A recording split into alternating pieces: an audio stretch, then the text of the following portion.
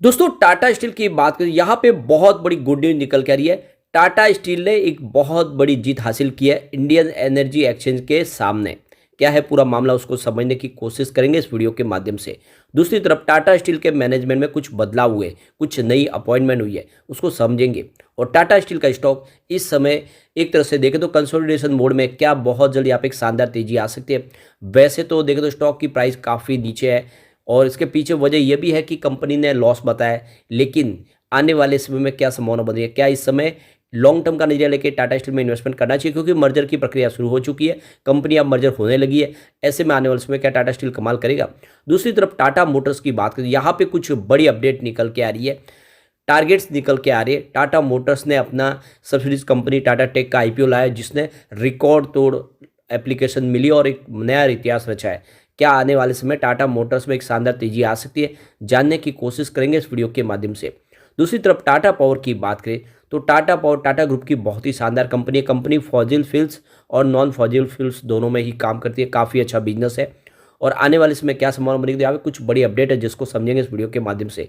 एक और कंपनी को डिस्कस करेंगे जो बहुत ही शानदार बोनस देने जा रही है, यानी एक शेयर के ऊपर एक शेयर बोनस देने जा रही है और बहुत ही शानदार इसने प्रदर्शन किया, लोगों को ऑलरेडी मल्टी बैगर रिटर्न दिया है। तो कंपनी की संभावनाओं को तलाशेंगे इस वीडियो के माध्यम से।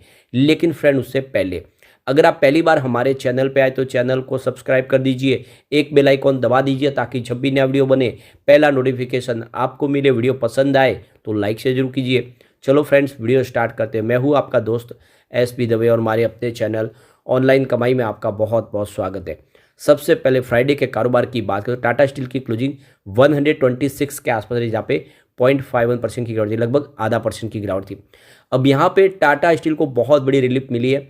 तो देख सकते हो कि जो बड़ा मामला निकल के आया है, इनकम टैक्स अपीलेट ट्रिब्यूनल यानी ITAT मुंबई बेंच ने जो फैसला है वो टाटा स्टील के फेवर में दिया है। यानी जो ट्रांसफ़र प्राइजिंग का मामला था, जिसमें देखें तो जो डिस्कॉम और टाटा स्टील के बीच में, जिसमें आप देखें तो इंडियन एनर्जी एक्सचेंज ने इस मामले में जो एक ऑब्जेक्शन लिया था और पूरा का पूरा एक पेनल्टी एक तरह से लगाई थी टाटा स्टील के ऊपर, लेकिन अब मुंबई बेंच ने इस पूरे जो मामले थे उसको खारिज किया है और जो फैसला है वो टाटा स्टील के फेवर में आया। यानी टाटा स्टील को इस समय काफ़ी बड़ी राहत मिल गई है इस मामले से, तो ये काफ़ी बड़ी बात है। इसके अलावा देखें तो टाटा स्टील ने यहाँ पे अक्षय खुल्लर को VP इंजीनियरिंग और प्रोजेक्ट मैनेजर के तौर पे यहाँ अपॉइंट किया है। तो अक्षय खुल्लर अब वाइस प्रेसिडेंट इंजीनियरिंग और प्रोजेक्ट ऑफ द कंपनी होंगे। इसके अलावा टाटा स्टील ने रीडेजिग्नेशन किया है पीयूष गुप्ता का, जो वाइस प्रेसिडेंट और ग्रुप स्ट्रेटेजिक प्रोक्यूरमेंट और सप्लाई चेन के हेड होंगे। तो अक्षय खुल्लर का जो कार्यकाल है वो 1 दिसंबर 2023 से शुरू होगा। वो वाइस प्रेसिडेंट इंजीनियरिंग और प्रोजेक्ट के मैनेजर के तौर पे होंगे और 1 फरवरी 2024 तक के लिए उनका कार्यकाल होगा। यानी आप समझे तो 1 साल के लिए उनको मौका दिया गया है। दूसरी तरफ पीयूष गुप्ता जो इस समय करंटली देखें तो वाइस प्रेसिडेंट है ग्रुप स्ट्रेटेजिक और प्रोक्यूरमेंट सप्लाई चेन के, उनको यहाँ पे इस एक और एडिशनल का रेस्पॉन्सिबिलिटी दी गई है और 1 फरवरी 2024 तक उनका कार्यकाल चलेगा। तो टाटा स्टील में एक तरह से देखें तो बहुत ही अच्छा मौका इस समय, काफ़ी देखें तो प्राइस नीचे है। यह स्प्लिट के पहले इसकी प्राइस 1000 के आसपास थी, बाद में कंपनी ने स्टॉक की प्राइस को स्प्लिट किया, 10 रुपीज़ की फेस वैल्यू थी उसको 1 रुपीज़ में बदला, उसके बाद से 100 रुपीज़ के आसपास स्टॉक है। और इसके बाद में हमने 2-3 रिजल्ट देखे, 100 से नीचे स्टॉक तो नहीं गया है, जब भी जाता है फिर से एक बाउंस बैक दे देता है। और अब जैसे कि सारी कंपनियों का मर्जर होने जा रहा है, 7 सब्सिडीज कंपनी टाटा स्टील का हिस्सा बन जाएगी, ऐसे में इनका बिजनेस बढ़ेगा, डिसीजन मेकिंग प्रोसेस बहुत आसान हो जाएगा और बहुत सारी एक दूसरे की जो आप देखें तो जो साइट यूज़ करते हैं या फिर उसकी प्रॉपर्टी यूज़ करते हैं, उसका जो पैसा पे करना वो नहीं करना पड़ेगा, तो इससे काफ़ी ज़्यादा फायदा होगा। ऐसे में टाटा स्टील के लिए अच्छा मौका है और ग्लोबल मार्केट में भी थोड़ी सी स्टेबिलिटी दिखाई दे रही है, तो ग्लोबल मार्केट भी अच्छा करेगा। तो यूके के पोर्ट टेलबोट का जो प्रॉब्लम था वो भी सॉल्व हो चुका है। वहाँ की सरकार ने इनको एक बड़ी मदद की ऐलान कर दी है, सरकार की तरफ से जो हेल्प मिलेगी उससे ये ग्रीन स्टील का निर्माण शुरू कर पाएंगे। ऐसे में टाटा स्टील में इस समय इन्वेस्टमेंट कर लेना चाहिए आपको। अब चलते हैं हम टाटा मोटर्स की तरफ। 673 पर क्लोजिंग थी, जहाँ पे 0.95% की गिरावट देखने को मिली, लगभग 1% की गिरावट थी। अब यहाँ पे देख रहे हो कि राकेश झुनझुनवाला की वाइफ रेखा झुनझुनवाला जो एक बहुत बड़ी इन्वेस्टर है, वो भी मार्केट में निवेश करते हैं।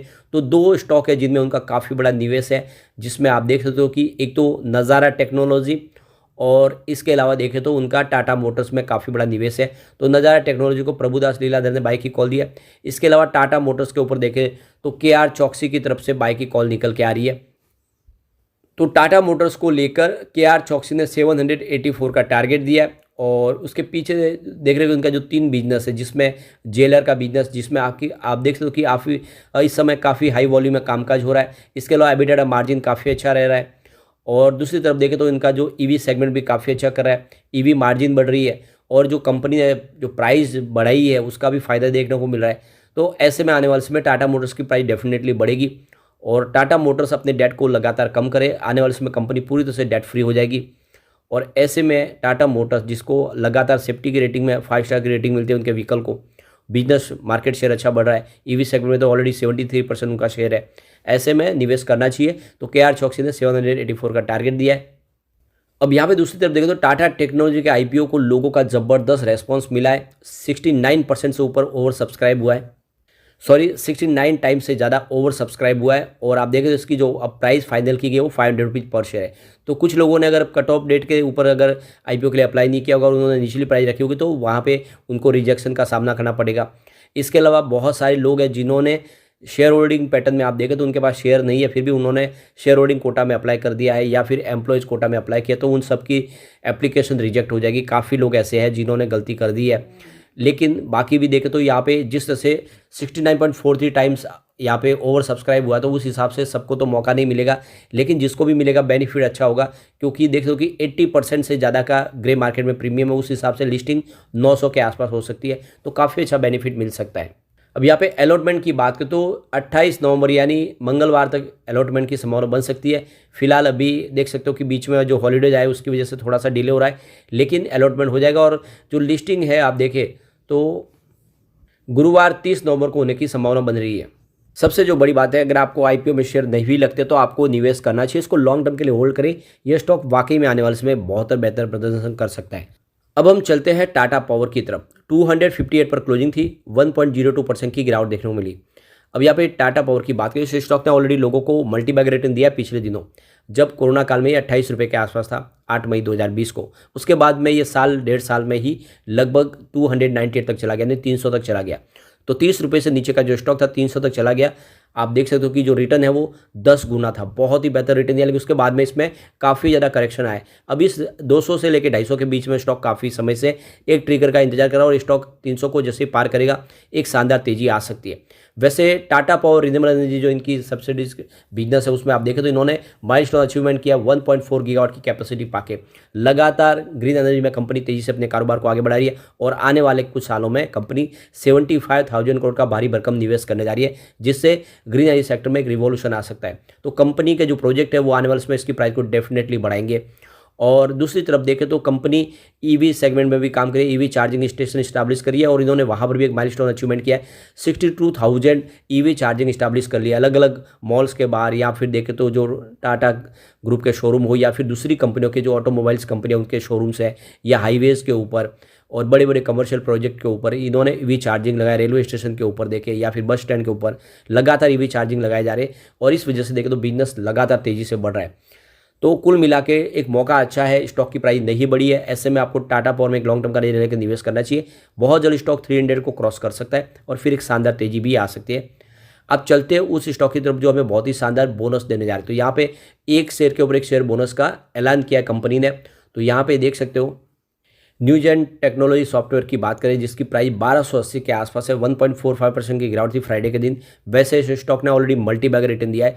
52 वीक का लो इसका 299 का है, लेकिन जो हाई है वो 1375 का है, यानी 300 के जो स्टॉक था वो लगभग 1300 को पार कर चुका है। काफ़ी शानदार प्रदर्शन किया है, लोगों को इसने मालामाल किया और अब कंपनी बोनस देने जा रही है। तो एक शेयर के ऊपर एक शेयर कंपनी ने बोनस का ऐलान कर दिया है और यहाँ पे देखो कि इसकी जो रिकॉर्ड डेट भी आ चुकी है 12 जनवरी।